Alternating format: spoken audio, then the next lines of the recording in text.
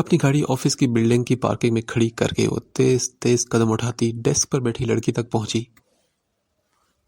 اس کے قدم ایلیویٹر کی جانب تھے جب اسے خیال آیا کہ اتنے بڑے شاندار آفس میں ارون کو ڈھونڈنا ایک مشکل کام ہوگا۔ تبھی وہ مڑی تھی اور ڈیسک پر بیٹھی لڑکی سے ارون کے آفس کا پوچھا۔ میم، سر کا آفس تو سیکنڈ فلور پر ہے، لیکن آپ اپوائنٹمنٹ کے بغیر۔ اس کی بات پوری ہونے سے قبل ہی سپکا ایلیویٹر تک پہنچ گئی۔ کچھ ہی دیر میں وہ سیکنڈ فلور پر تھی۔ یہاں ایک لڑکا ڈیسک پر بیٹھا تھا۔ سنیے، ارون سکندر کہاں ملیں گے؟ جی میڈم، آپ کو کس سلسلے میں ملنا ہے سر سے؟ مجھے ان سے پرسنل کام ہے۔ وہ بڑے اپنے غصے کو کنٹرول کر کے بولی تھی۔ اوکے، آپ کا نیم؟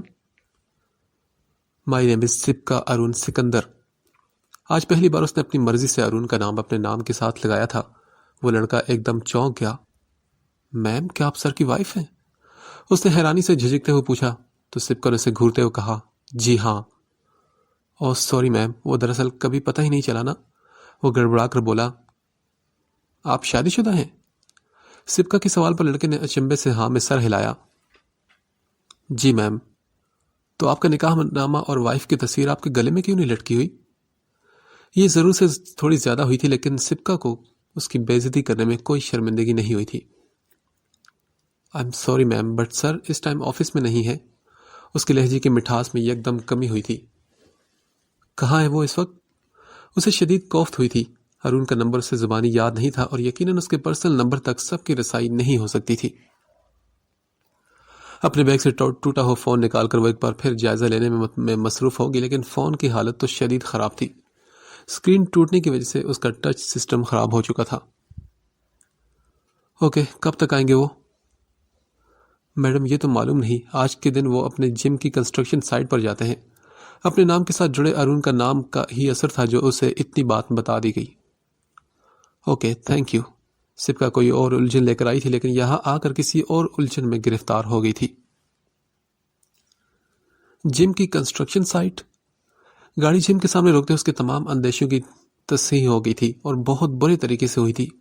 اسے اپنے چہرے سے بھاپ نکلتی محسوس ہونے لگی۔ خود پہ قابو پاتے وہ اس دروازے کی طرف بڑھی جو کبھی بوتیک کا ہوتا تھا، لیکن اب اس میں فرق کرنا مشکل تھا کیونکہ جم اور بوتیک کے گیٹ کے درمیان اب کوئی دیوار نہیں تھی۔ اندر کوئی کنسٹرکشن کی جا رہی تھی یا جانے کیا۔ سپکا کو تو اپنا سر گھومتا ہوا محسوس ہوا۔ سپکا، تم یہاں کیا کر رہی ہو؟ ارون کی آواز کہیں قریب سے آئی، لیکن اس سے سر نہیں اٹھایا۔ اگر اٹھا بھی لیتی تو اسے دیکھ نہ پاتی کیونکہ آنکھوں پر پانی کی چادر تن گئی تھی۔ ہیلو سپکا۔ ارون نے اس کے بازو پر ہاتھ رکھنا چاہا تو وہ فوراً پیچھے ہوئی۔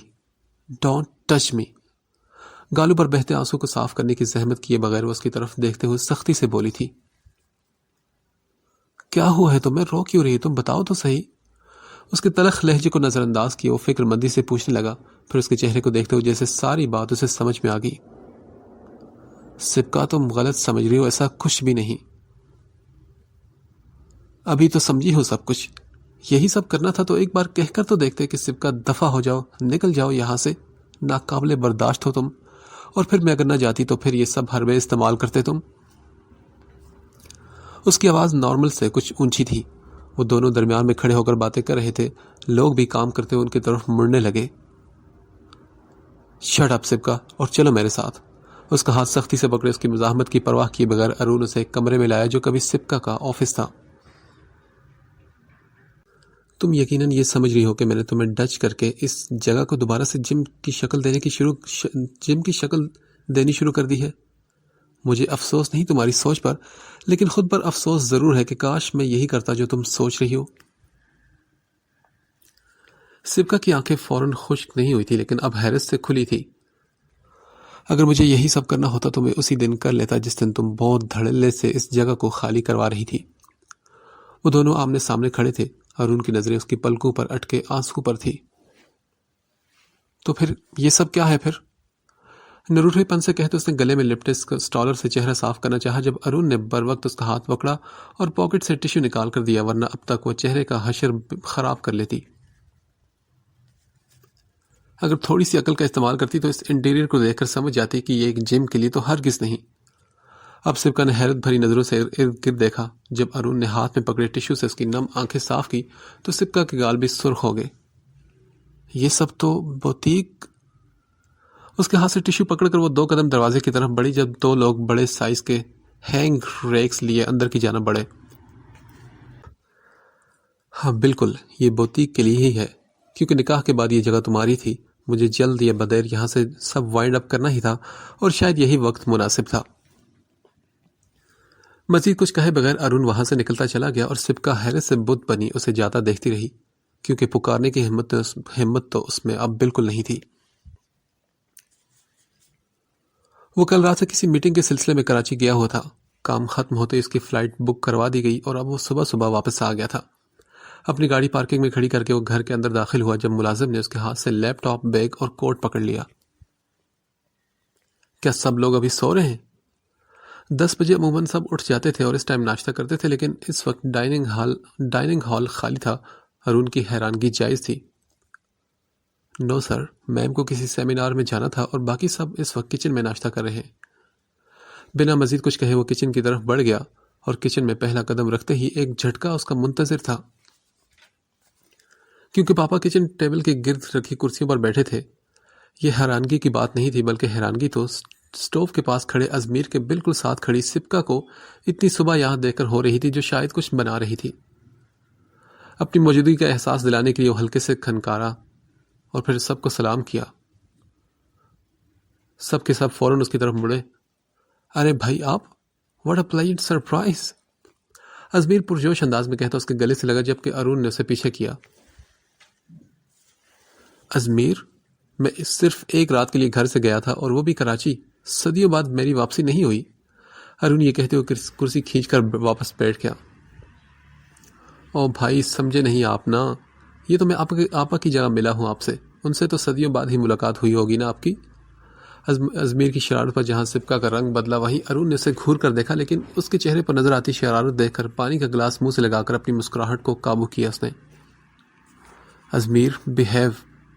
بابا کی وارننگ پر ازمیر ایک بار پھر سبکا کے پاس جا کر کھڑا ہو گیا، لیکن مسکراہٹ ہنوز اس کے ہونٹوں پر تھی۔ اور تم بتاؤ، تم آج جلدی آگے، میٹنگ کیسی رہی؟ بابا نے اس سے پوچھا تو وہ بولا، جی میٹنگ تو اچھی رہی اور کام جلدی ختم ہو گیا تھا، اس لیے صبح ہی نکل آیا۔ اور کیا ہمارا کک کہیں جا چکا ہے؟ اور بٹلر بھی؟ اشارہ یقیناً سبکا کی طرف تھا، جو بڑے توجہ سے توے پر پراٹھا ڈال کر پکا رہی تھی، اور ازمیر پراٹھوں کو اتنی غور سے دیکھ رہا تھا جیسے شاید زندگی میں پہلی بار دیکھ رہا ہو۔ یہ بات ایک طرح سے ٹھیک بھی تھی، کیونکہ اس نے پراٹھے بنتے پہلی بار ہی دیکھے تھے، اور وہ بھی چوکور پراٹھے۔ اپر کلاس فیملیز کی طرح ان کے گھر میں بھی انگلش ناشتہ زیادہ چلتا تھا۔ پراٹھے کھانے کا شوق بھی کسی کو نہیں تھا۔ عبد الرحمن کک سے کہہ کر شاید سال میں کہیں یا مہینے میں ایک بار پراٹھا بنوا لیتے، لیکن ازمیر کے لیے یہ بالکل نیو ڈش ثابت ہوئی تھی۔ ارے نہیں بھائی، آج سبکا بھابھی کا دل کر رہا تھا کہ اپنے سسرال والوں کو اپنے ہاتھ کا جادو دکھا کر اپنے قابو میں کیا جائے، اور خوش قسمتی سے ساتھ ہسبینڈ جی کو بھی قابو کرنے کا موقع مل ہی گیا۔ دیکھے تو صحیح یہ شاندار پراٹھے۔ سبکا آپا ایک دم سے سبکا بھابھی ہوئی تھی اور پلیٹ میں پڑا پراٹھا ارون کے سامنے رکھا گیا تھا۔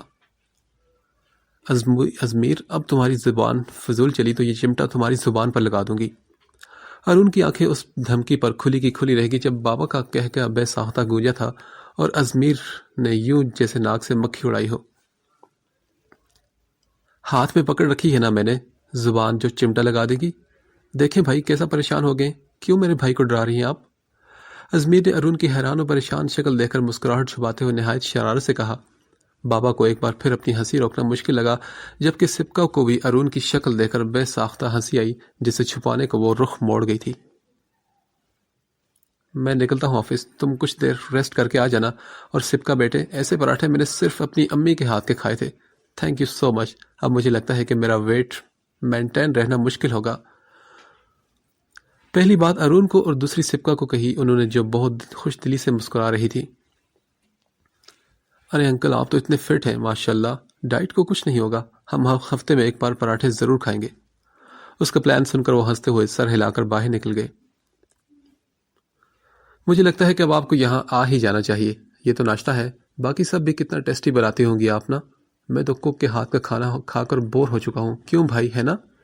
ازمیر بہت رغبت سے ناشتہ کر رہا تھا. وہ فوڈ لور تھا. بات کے اختتام میں ارون کو سوالی نگاہوں سے دیکھا جس نے کچھ کہے بغیر ہاتھ میں پکڑے موبائل پر آنے والی کال اٹینڈ کی. تم نے مجھے کیا نوکر سمجھ رکھا ہے؟ دن رات شوہر اس کے گھر والوں کی خدمتیں کروں گی؟ سبکا کو ارون کی خاموشی بری لگی. ایک نظر اس کو باہر جاتا دیکھ کر وہ غصے سے بولی تھی. آپا بس کرے نا، جن کا غصہ ہے ان پر نکالے، مجھے کیوں سنا رہی ہیں؟ سبکا کی گھوری کو نظر انداز کر کے وہ اطمینان سے بولا تھا. اوکے میں بھی چلتا ہوں، 2-3 پراٹھے فریز کر دیجیے گا، دوپہر میں آ کر کھاؤں گا. جلدی جلدی پراٹھا کھاتے ہوئے ازمیر بولا تو ارون نے اندر آتے ہوئے اس کا جملہ سنا. وہ کار کی کیز لینے آیا تھا جو وہیں ٹیبل پر چھوڑ گیا تھا. دوپہر میں تمہیں پھر بنا دوں گی نا فریش والے، ابھی تو آرام سے کھاؤ. اور جا کہاں رہے ہو تم؟ میں اکیلی کیا کروں گی گھر میں؟ سبکا نے ارون کو کیز اٹھاتے دیکھ کر ازمیر سے کہا. او میری پیاری بھابھی، یونیورسٹی بھی تو جانا ہے، اور پھر یہ ہے نا آپ کے وہ کیا کہتے ہیں، مجازی خدا. ازمیر نے کھڑے ہو کر سبکا کا ہاتھ پکڑ کے ارون کی طرف دھکیلا تو وہ اپنی ہی جونک میں ارون کے کندھے سے جا ٹکرائی. قاتلانہ نظروں سے ازمیر کو گھورتی ہی وہ 2 قدم دور ہوئی جبکہ ازمیر ارون کو شرارت سے آنکھ مارتا بائی کہہ کر باہر نکل گیا. ارون نے سبکا کو دیکھا جو جھوٹے برتن اٹھا کر سنک میں رکھ رہی تھی. رہنے دو، تم ملازم کر لے گا یہ سب. سنجیدگی سے کہہ کر وہ کچن سے نکلنے لگا تبھی وہ پکار اٹھی. ناشتہ تو کر لو تم. اچھا آ گیا خیال میرا بھی. نہ چاہتے ہوئے بھی ارون کی زبان سے شکوہ پھسل گیا. سوری. ارون کو لگا کہ وہ کبھی اس لڑکی کو سمجھ نہیں پائے گا. تبھی پوچھا سوری کس لیے؟ وہ گھوم کر اب اس کے سامنے جا کھڑا ہوا اور سینے پر ہاتھ باندھے فرصت سے اسے دیکھنے لگا جس کی نظریں زمین پر گڑی تھی. اس دن کے لیے سوری، مجھے ایسی بات آپ سے نہیں کرنی چاہیے تھی. ایک پل کے لیے اس نے پلکیں اٹھا کر اسے دیکھا جانے اس شخص کے سامنے اس کا کانفیڈنٹ کہاں چلا جاتا تھا. اور ریلی چلو معاف کیا، اٹس اوکے. اور ارون سوچ رہا تھا کہ اس لڑکی کے سامنے اتنی جلدی سرنڈر کیوں کرنے لگا تھا. یہ محبت نہیں تھی، یہ تو کنفرم تھا، لیکن ہو نہیں رہی تھی، یہ کنفرم نہیں تھا. لیکن مجھے اب وہاں بوتیک نہیں بنانا. اس کے 2 ٹوک انداز پر ارون نے خاموش نظروں سے دیکھا اور پوچھا لیکن کیوں؟ بس یوں ہی، تم جو مرضی کرو، مجھے کوئی اعتراض نہیں اس جگہ پر. اس کی بات پر ارون کے ہونٹوں پر مسکراہٹ لہرائی. اس نے شرارت سے اس کے ماتھے پر پڑے بالوں کو پیچھے کیا جو ہمیشہ اس کے ماتھے پر ہی رہتے تھے اور اس سے بالکل اچھے نہیں لگتے تھے. ابھی خود ہی تو کہا ہے کہ میں جو مرضی کروں. اس کے پیچھے ہٹنے پر ارون بولا تو سبکا جھیپ سے گئی. میرا مطلب یہ نہیں تھا کہ آپ یہ کریں. اچھا تو پھر کیا مطلب تھا بتاؤ. کچھ نہیں، تم ناشتہ کر لو بس. نہیں، پہلے تم بتاؤ کہ کیا مطلب تھا. ویسے اتنی صبح تو میں یہاں دیکھ کر غصہ نہیں آ رہا مجھے، سچ بتاؤں تو. وہ واپس بیٹھ گیا تھا. بابا میرے آؤٹ آف کنٹری گئے ہیں آفس ڈیلیگیشن کے ساتھ، تو انکل مجھے یہاں لے آئے تھے. سبکا نے کندھے اچکا کر وضاحت دی. ویسے مجھے اچھا لگا تمہیں دیکھ کر یہاں پر. اب اسے تنگ کر رہا تھا اور ایسا کرنا اسے اچھا بھی لگ رہا تھا. میں نے نوریہ کو دیکھا تھا اور میں یہی بتانے گئی تھی تمہیں، لیکن پھر کیا کہاں دیکھا تھا اسے؟ وہ دارالامان میں نے کچھ کہتے وہ چپ کر گئی تھی. ارون نے اس کی نظروں کے تعاقب میں دیکھا جہاں ملازم کچن میں داخل ہو رہا تھا. چلو میرے ساتھ. اس کا ہاتھ پکڑ کے اسے لیے باہر نکلا. وہ اس کے ساتھ کھینچتی جا رہی تھی. عجیب سی کیفیت تھی دل کی. اسے پتہ ہی نہ چلا کہ جب ارون اسے لان سے گزرتا پول سائڈ پر پڑے جھولے کے پاس جا پہنچا. بیٹھو یہاں. ایک نظر ارون کو دیکھ کر وہ اس کا حکم مان کر جھولے پر بیٹھی تو ارون بھی اس سے کچھ فاصلے پر بیٹھ گیا. ہاں اب بتاؤ، دارالامان میں کب دیکھا اسے؟ بابا مجھے وہاں لے گئے تھے کہ شاید ان لڑکیوں کو دیکھ کر مجھے میری مشکل کم لگنے لگے، لیکن وہاں کچھ بھی ٹھیک نہیں تھا. ارون میں بہت پریشان ہوں، میری تکلیف بہت بڑھ چکی ہے. ہاں وہ تکلیف پہلے والی نہیں رہی، لیکن پہلے سے زیادہ شدت والی ہے.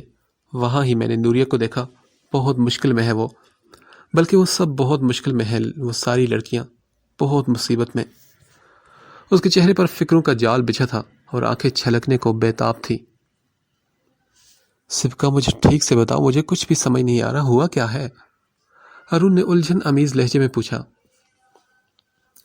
پھر سبکا نے اسے دارالامان کے سارے حالات بتا دیے تو ارون کے چہرے پر موجود سنجیدگی کی چھاپ گہری ہوتی گئی. وہ ان حالات سے اچھے سے واقف تھا، لیکن وہ جہاں سے آئی تھی نہیں جانتی تھی کہ یہاں عورت یہاں عورت کا صرف اپنا گھر ہی دارالامان ہوتا ہے، باقی کسی جگہ پر نادر ہی میسر آتا ہے اور نہ ہی کہیں پر حفاظت ملتی ہے۔ یہ بات صرف سبکا ہی کیا، اپنے گھر کی چار دیواری کو قید سمجھنے والی لڑکیاں بھی نہیں جانتی تھی۔ یہاں تو یہی سب ہوتا رہا ہے سبکا، اب سے نہیں، بہت پہلے سے۔ کچھ باتوں کے لیے ہم تسلی کے دو لفظ بھی نہیں بول سکتے، کیونکہ ان باتوں کا کوئی بھی روشن رخ نہیں ہوتا۔ مجھے بدلنا ہے یہ سب ارون، میں یہ سب نہیں دے سکتی، میں نہیں دیکھ سکتی ان لڑکیوں کو ایسے سسکتے ہوئے۔ سبکا کی بات پر ارون نے گہری سانس بھر کے اس مشکل پسند لڑکی کو دیکھا اور پھر تسلی سے ٹیک لگا کر پوچھا، کیسے؟ ہم وہاں کی ایڈمن اور باقی آنرز پر کیس کروائیں گے نا، ہم وہاں ہونے والے کاموں کو لوگوں کی نظروں میں لائیں گے، اور اگر ضرور پڑی تو ہم اپنی جگہ پر دارالامان بنوائیں گے۔ وہ پرجوش ہو کر کہہ رہی تھی اور ارون حیرت کے جھٹکے کھا رہا تھا۔ وہ سیدھا ہوتا ہوا شدید حیرانگی سے اسے دیکھنے لگا۔ چہرے کے تاثرات کچھ ایسے تھے جیسے اس کی دماغی حالت پر اسے شک ہو۔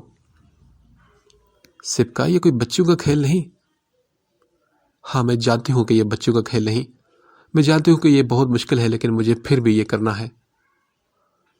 عزم نہیں تھا، ضد بھی نہیں تھی، یہ تو بس ارادہ تھا، ایسا ارادہ جس کے پورا ہونے میں گمان ہو۔ ارون نے ہتھیار ڈالتے ہوئے کہا، سبکا، یہ بہت مشکل ہے۔ وہ اسے تب بھی نہیں روک سکا تھا جب وہ صرف اپنے لیے سوچ رہی تھی، تو اب کیسے روکتا جب وہ کئی زندگیوں کے بارے میں سوچ رہی تھی۔ مشکل ہے لیکن ناممکن تو نہیں نا؟ دھیمی مسکراہٹ، پرسکون مسکراہٹ ایک پل میں اس کے ہونٹوں پر ہی نہیں، چہرے پر بھی پھیل گئی تھی۔ اسے سکون سا میسر ہوا کہ وہ ایک بار پھر اس کے ساتھ تھا، جانے کب سے اس شخص کی اسے عادت ہونے لگی تھی۔ ایک بات کہوں، انکل کو تمہیں پاکستان واپس لانا ہی نہیں چاہیے تھا۔ پہلے ایک لڑکی کی خاطر کیس کیا، اور اب کتنی ہی لڑکیوں کی خاطر لڑنا چاہتی ہو اور دارالامان بنوانا چاہتی ہو۔ کل کو تو تم الیکشن میں بھی حصہ لینے کی ضد پکڑ لو گی۔ گہری سانس بھر کے وہ اپنی جگہ سے اٹھ کھڑا ہوا۔ تم یہ کیوں نہیں کہتے کہ نہ میں یہاں آتی اور نہ تمہارے پلے بنتی؟ سبکا نے خفگی سے رخ موڑ لیا تھا اپنی ناراضگی کا اظہار کر کے۔ ارون نے مسکراتی نظروں سے اس کی خفا سی صورت دیکھی۔ بلیک اور وائٹ کنٹراسٹ کے منی فراک اور وائٹ کیپری میں دوپٹہ کندھے پر ٹکائے وہ خفا سی بھی اس کے دل کو بہت اچھی لگ رہی تھی۔ ویسے بہت حیران ہوں میں کہ اتنی اچھی اردو، یہ لڑاکا انداز اور پراٹھے، کہیں سے بھی نہیں لگتا کہ تم 20 سال انگلینڈ جیسے ملک میں رہی ہو۔ سبکا جو بہت دھیان سے اس کی بات سن رہی تھی، لڑاکا کہنے پر سرخ ہوئی تھی غصے سے۔ کیا کہا؟ کیا میں کوئی لڑنے والی ہوں؟ وہ جھٹکے سے اٹھ کھڑی ہوئی۔ اس کا خوار انداز دیکھ کر ارون 2 قدم پیچھے ہٹا۔ ارے نہیں تو، تم تو کتنے اچھے سے مسکرا کر بات کرتی ہو، یہ دیکھو ابھی بھی مسکراہٹوں کے پھول کھلے ہوئے ہیں چہرے پر۔ بات بہت سنجیدگی سے کہی گئی تھی، لیکن آنکھوں میں موجود شرارت سبکا کو مزید تپا گئی۔ تم جاؤ یہاں سے۔ اوکے میم، جاتا ہو۔ مسکراتے وہ وہاں سے جانے لگا، اور اسے جاتا دیکھ کر وہ پھر پوچھنے لگی، ناشتہ نہیں کرنا کیا؟ لگوا رہا ہوں، تم بھی آ جاؤ۔ جاتے اس نے دور سے ہی کہا تھا، رکو میں بناتی ہوں نا۔ نہیں، مجھے اپنے جم ٹرینر کی محنت ضائع کرنے کا کوئی شوق نہیں، مہربانی تمہاری۔ بنا مڑے وہ ایک بار پھر اسے تپا گیا تھا۔ سبکا نے ٹھنڈی سانس بھر کر دل ہی دل میں سے کچھ القابات سے نوازا جو سارے کے سارے موویز میں آنے والے ویلنز تھے۔ ہاں، لیکن بہت کیوٹ سے ویلن۔ سیمینار شروع ہونے میں کافی وقت تھا۔ ہال لوگوں سے کھچا کھچ بھر رہا تھا۔ رخسار کو رہ کر سبکا کا احساس ہو رہا تھا جو گھر میں اکیلی تھی۔ ارون کی وجہ سے ان کے دل میں سبکا کے لیے موجود نرم گوشہ کچھ سخت ضرور ہو گیا تھا، لیکن وہ اتنی بے حس نہیں تھی کہ گھر آئی مہمان کے ساتھ بدسلوکی کرتی۔ جب ہی ابھی ان کا ارادہ جلد از جلد وہاں سے نکلنے کا تھا، یہی سوچ کر وہ ہال سے نکل کر باہر راہداری میں آئی۔ ان کا ارادہ ڈرائیور کو کال کرنے کا تھا جب انہیں دور سے سبکا اور ارون آتے دکھائی دیے۔ السلام علیکم ممی۔ حیران و پریشان کھڑی رخسار کو بازو کے گھیرے میں لے کر اس نے سلام کیا۔ وعلیکم السلام، تم کب آئے کراچی سے؟ ارون کے ساتھ ساتھ سبکا کے سلام کا جواب دے کر انہوں نے فوراً پوچھا تھا۔ ابھی تھوڑی دیر پہلے ہی۔ سبکا گھر میں اکیلی تھی تو سوچا آپ کے پاس چھوڑتا ہوا آفس کے لیے نکل جاؤں۔ سبکا نظریں جھکائے کھڑی تھی۔ وہ ارون کو منع کرنا چاہتی تھی کہ وہ اسے یہاں نہ لائے۔ اسے اندازہ تھا کہ آنٹی اسے کچھ زیادہ پسند نہیں کرتی۔ آنٹی، میں نے منع کیا تھا اسے۔ ان کو خاموش دے کر وہ فوراً بولی۔ اسے ڈر تھا کہ وہ کوئی سرد بات نہ کر دے۔ اچھا تو گھر میں اکیلی رہ کے کیا کرتی؟ ویسے بھی کل کو تمہیں اپنے پروجیکٹ کے لیے ممی کی بہت ضرورت پڑنے والی ہے، بنا کر رکھو اپنی ساس سے تم۔ ارون کا رویہ، لہجہ، انداز اور چہرہ سب چیخ چیخ کر اس بات کی عکاسی کر رہے تھے کہ ان دونوں کے دلوں میں موجود برف پگھل چکی ہے۔ کون سا پروجیکٹ؟ رخسار کو اس کی بات سن کر ایک خوشگوار سی حیرت ہوئی تھی۔ جب ارون نے اسے قبول کر لیا تھا تو انہیں اب سبکا سے کیا شکوہ ہو سکتا تھا؟ ممی یہ تو آپ اپنی بہو سے ہی پوچھیں، میں تو چلتا ہوں۔ Okay ladies, good bye. سبکا ارون کو دیکھ کر رہ گئی جو اسے پھنسا کر خود چلتا بنا تھا۔ آؤ میں تمہیں سب سے ملواتی ہوں۔ اسے ساتھ لی اندر کی طرف بڑھ گئی تو سبکا نے حیرت سے انہیں دیکھا جو ہنستی مسکراتی بہت اچھے انداز میں اس کا تعارف بطور بہو سب سے کروا رہی تھی۔ وہ چاہتی تو اسے اگنور کر سکتی تھی لیکن اس کے برخلاف وہ اس کو فل پروٹوکول دے رہی تھی۔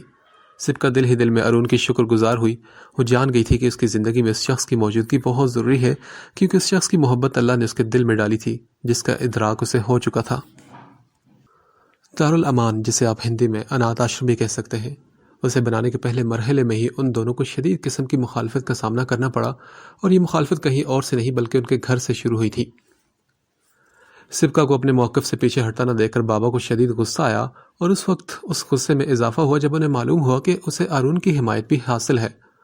انہوں نے فوراً عبد الرحمان کو کال کر کے ساری بات بتائی، جس کے بعد ان کے گھر آج ایک میٹنگ تھی جس میں تمام گھر والے سبکا اور ارون کا دماغ درست کرنے کا ارادہ رکھتے تھے۔ ہال نما کمرے میں بیٹھے سب افراد خاموشی سے سبکا اور ارون کو دیکھ رہے تھے جو ایک ساتھ سر جھکائے بیٹھے تھے۔ ارون، مجھے تم سے تو یہ امید نہیں تھی، بجائے اس کے کہ تم اسے سمجھاتے تم خود بھی اس کے پاگل پن میں شریک ہو گئے۔ بابا نے شدید غصے سے سبکا کو دیکھا جو خود کو پاگل ڈکلیئر ہوتا دیکھ کر غصے میں تل ملائی تھی۔ انکل، پہلی بار ہی تو آپ کی پاگل بیٹی نے کوئی عقل کی بات کی ہے تو میں کیسے روکتا اس کو؟ اس کی بات پر سبکا نے تیکھی نظروں سے ارون کو دیکھا۔ دل تو کیا کہ اسے دو باتیں سنا دے لیکن برداشت کر گئی کیونکہ اس وقت صرف وہی ایک واحد شخص تھا جو اس کے حق میں تھا۔ یہ پاگل پن ہی تو ہے ارون، نتائج جانتے ہو اس کے؟ اب ان کے غصے کی لپیٹ میں ارون بھی آ چکا تھا۔ ماما اور پاپا خاموشی سے بیٹھے تھے۔ ماما کو جو 2 دن پہلے سبکا پر پیار آیا تھا اب وہ دوبارہ غصے میں تبدیل ہو چکا تھا۔ اس ساری سچویشن میں صرف ازمیر ہی تھا جو اپنے بھائی اور بھابھی کے درگت بنتے دیکھ کر خوش ہو رہا تھا۔ صرف ایک لڑکی کو پروٹیکٹ کرنے کے نتیجے میں دن دہاڑے بوتیک کو آگ لگا دی گئی۔ انہوں نے اب اتنی لڑکی کو پروٹیکٹ کرنے کے نتیجے میں وہ اسے بھی آگ لگا دیں گے۔ یہ وہ حقیقت تھی جسے وہ لوگ فراموش نہیں کر سکتے تھے۔ تبھی سبکا نے کہا، بابا وہ سب لڑکیاں بہت مشکل میں ہیں، آپ سمجھ کیوں نہیں رہے؟ اور ہاں بیٹا، تم بھی تو ہم سب کو مشکل میں ڈال رہی ہو نا؟ ایسی بات نہیں بابا، میں تو بس مدد کرنا چاہتی ہوں ان کی۔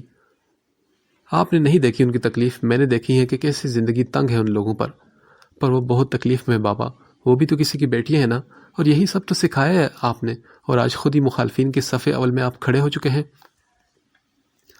اپنی ناجائز ضد کو پورا کرانے میں اسے کبھی اتنی مشکل پیش نہیں آئی تھی جتنی ایک جائز بات منوانے میں آ رہی تھی۔ یہ جملہ آج اس کی سمجھ میں آیا تھا کہ سچ کی راہ بہت کٹھن ہوتی ہے۔ دیکھو تمہیں مدد کرنی ہے تو اس لڑکی کو کسی ہاسٹل میں داخل کروا دو، میں سارے اخراجات اٹھانے کو راضی ہوں۔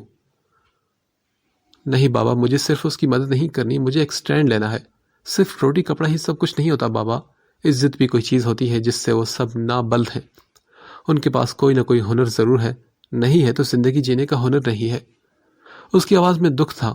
بات قائل ہونے کی نہیں تھی، وہ سبھی جانتے تھے کہ یہ ایک اچھا قدم ہے، لیکن بات تھی اس اچھے قدم کے دوران پیش آنے والے ہرڈلز کی جس سے ایک باپ اپنی بیٹی کو گزرنے نہیں دینا چاہتا تھا۔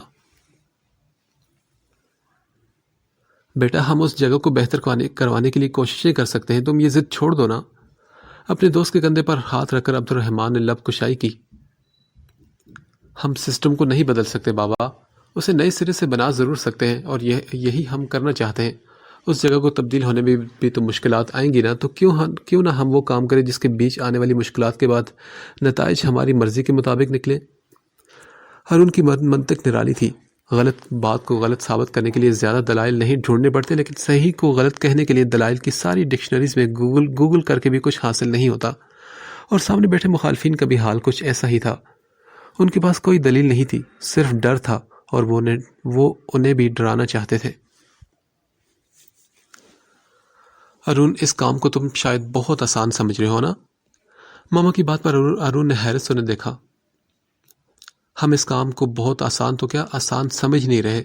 ہمیں ٹھیک ٹھیک اندازہ ہے کہ یہ کام سٹیج پر کھڑے ہو کر تقریریں کرنے سے کئی گنا زیادہ مختلف ہے. در پردہ وہ کیا کہنا چاہتا تھا وہ سمجھ چکی تھی. اس کا اشارہ یقیناً ان کی دوستوں کی طرف تھا جو آئے دن سیمینار کرواتی اور وہ خود بھی بخوشی ان سیمینار میں شریک ہوتی. میں آپ دونوں کے ساتھ ہوں. یہ جملہ ازمیر کی طرف سے آیا تھا اور ساتھ ہی وہ خود بھی آ کر ان دونوں کے درمیان موجود جگہ پر بیٹھ گیا. یہ وہ حمایت تھی جس کی فی الحال ان دونوں کو خاصی ضرورت نہیں تھی. جب ہی اگنور کر کے سامنے بیٹھے 3 نفوس پر نظر جمائی. عبد الرحمن اسے اپنے گھر لے جاؤ اور ٹانگیں توڑ کر گھر بٹھا دو تاکہ یہ کبھی باہر ہی نہ نکل سکے. شدید غصے کا عالم تھا. ان کی نگاہوں میں بار بار وہ ویڈیو کا منظر گزرتا جب آگ سپکا کو بہت قریب سے چھو کر گئی تھی. بابا دس از ناٹ فیئر. ازمیر کی دبی دبی ہنسی پر وہ جھنجھلائی تھی. میرا ہی قصور ہے جو تمہیں اتنی چھوٹ دی اور وہاں چھوڑ آیا. مجھے نہیں معلوم تھا کہ تمہارے دماغ میں ایک نیا فطور پیدا ہو جائے گا. ہر باپ کی طرح ان کو بھی سارا قصور آزادی کا ہی محسوس ہوا تھا. ریلیکس یار ریلیکس, کچھ نہیں ہوگا. اب جب کہ یہ دونوں ٹھان چکے ہیں تو ہمیں اس اچھے قدم میں ان کا ساتھ دینا چاہیے. عبد الرحمن کی حمایت ملتے ہی دونوں کے چہرے کھل اٹھے. البتہ رخسار اور محسن کا موڈ ٹھیک ہونے میں وقت درکار تھا. وقت جو گزرتے لمحوں میں بڑھتا ہوا کئی دکھ, پریشانیاں اور تکلیف کو کسی شکاری کی طرح نگلتا جاتا ہے. نشان ختم نہیں ہوتے, بس کچھ گرد پڑ جاتی ہے جو انہیں چھپا لیتی ہے. کمرے میں 2 بندے آمنے سامنے بیٹھے تھے. ایک کی نظر ہاتھ میں پکڑے موبائل پر تھی اور دوسری کی اس کے چہرے پر. موبائل پر چلتی ویڈیو میں ایک مجمع دکھایا گیا تھا جس کے بیچوں بیچ 2 عورتیں تھیں. ایک نسبتاً 40 سال کے لگ بھگ جبکہ دوسری کم عمر لڑکی تھی. بڑی عمر کی عورت کے ہاتھ میں ہنٹر نما کوئی چیز تھی جس کے پے در پہ وار وہ کم عمر لڑکی پر کر رہی تھی. ویڈیو چونکہ چھپ کے بنائی گئی تھی اس لیے چہروں کی وضاحت اتنی اچھی نہیں تھی, لیکن یہ سمجھنا مشکل نہیں تھا کہ وہ کسی دارالامان کا منظر ہے. یہ ثبوت کافی نہیں یار. اول تو کوئی مانے گا نہیں کیونکہ اس چہرے صاف دکھائی نہیں دے رہے, اور اگر مان بھی لیں تو یہ کام وہی ہو رہا ہے تو بھی اس کو چلانے والے, اس کے کرتا دھرتا کوئی عام لوگ نہیں. پنگا صرف مہنگا نہیں بہت بھاری بھی پڑ سکتا ہے, سوچ لو. اور ان کو اسی بات کی توقع تھی جب یہ دھیرے سے مسکرایا اور سیدھا ہوا اور دونوں ہاتھ ٹیبل پر رکھے.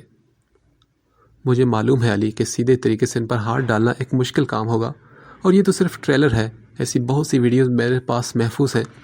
میں صرف تمہیں اعتماد میں لینا چاہتا ہوں کہ کل کو جب تمہیں ایکشن لینے کو مجبور کیا جائے تو تم تیار رہنا. اس کی آنکھوں میں آنکھیں ڈالے وہ سنجیدگی سے بولا. سامنے بیٹھا شخص صرف اس کا دوست نہیں بلکہ ایک ایس پی بھی تھا. کون مجبور کرے گا مجھے؟ لوگ, اور کون؟ ہماری عوام جسے سوشل میڈیا کی پاور آواز اٹھانے پر مجبور کرے گی. لیکن مجھے یہ سن کر بہت افسوس ہوا کیونکہ سوشل میڈیا کے ذریعے صرف یہ بات پھیلائی جا سکتی ہے, لوگوں کو اپنے گھروں سے نکالا نہیں جا سکتا. لوگ اپنے بستر میں بیٹھ کر ایسی ویڈیوز کو 10 لوگوں کو شیئر تو کر سکتے ہیں, لیکن اپنے گھر کا سکون چھوڑ کر کسی اور کا سکون حاصل کرنے کے لیے محنت نہیں کر سکتے. علی کی بات میں سچائی اور حقیقت تھی.